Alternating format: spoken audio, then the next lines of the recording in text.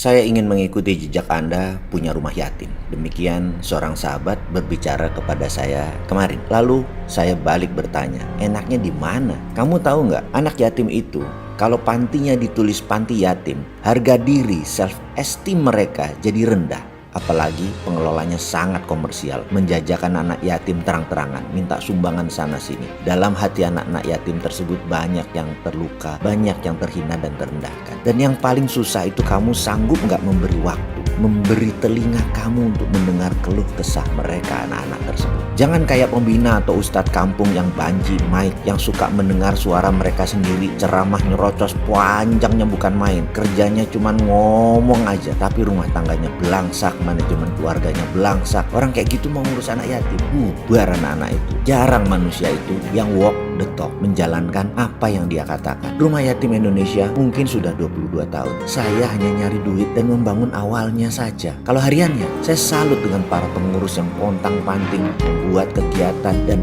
kami hanya memasang logo RYI, Rumah Yatim Indonesia itu kecil saja. Yang besar misalnya nama yayasannya, misalnya Yayasan Husnul Khotimah, Yayasan Marhama, dan terbanyak adalah anak-anak itu kami titipkan ke ustadz-ustadz, ke kakak asuhnya di rumah masing-masing. Ada 2 atau 3 anak. Jadi secara keluarga mereka dekat sekali hubungannya dengan kakak asuhnya. Sekolah banyak yang di luar. Kepantian hanya kegiatan tinggal bersama. Dinia, pelajaran agama diberikan, ilmu keseharian di luar waktu sekolahnya mereka. Di rumah mereka, di kumpul panti bersama, kami berikan pelajaran dinia. Mau pelajaran agama Islam, mau pelajaran tentang baca Quran, dan lain sebagainya. Lalu mengenai uang yang masuk dari sumbangan, di rekening RYI, Rumah Yatim Indonesia, di akhir bulan selalu nol. Kalau digerakkan pendanaan, yang lain-lain di luar kami, itu selalu modelnya disimpan. Mau itu di lembaga pemerintah, mau itu di dompet-dompet, atau di rumah zakat, tapi tidak di rumah yatim. Rumah yatim tidak pernah simpan. Rekening rumah yatim tidak gendut seperti lainnya, karena di akhir bulan selalu nol. Misalnya, setiap bulan rata-rata masuk 3 miliar, dan habislah 3 miliar itu langsung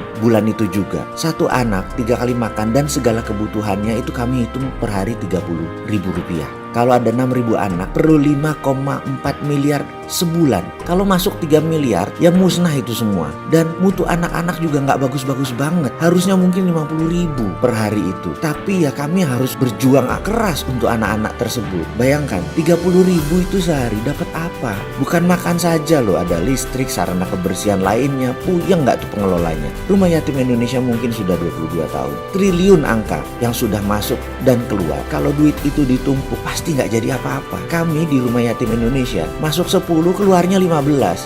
Malah sering pengurus dan pembinanya nombokin.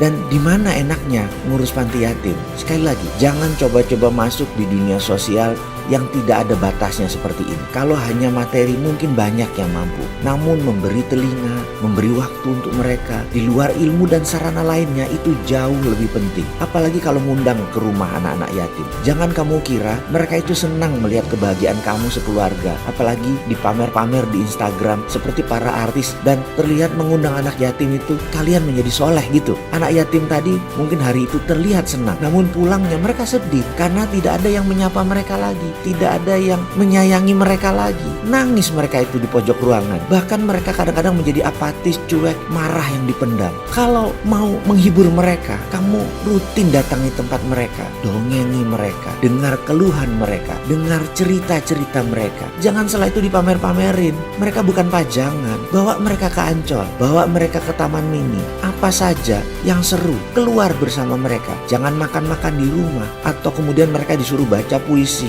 lalu tamu-tamu menitikkan air mata haru seakan-akan dapat pahala banyak, lalu bersyukur. Pulangnya anak yatim tadi sedih, kalian upload di medsos seakan-akan sudah kontribusi dan perlu pengakuan. Median itu namanya. Ubahlah semua itu menjadi lebih positif. Kasih waktu dan ilmu kalian secara rutin, itu baru namanya kontribusi.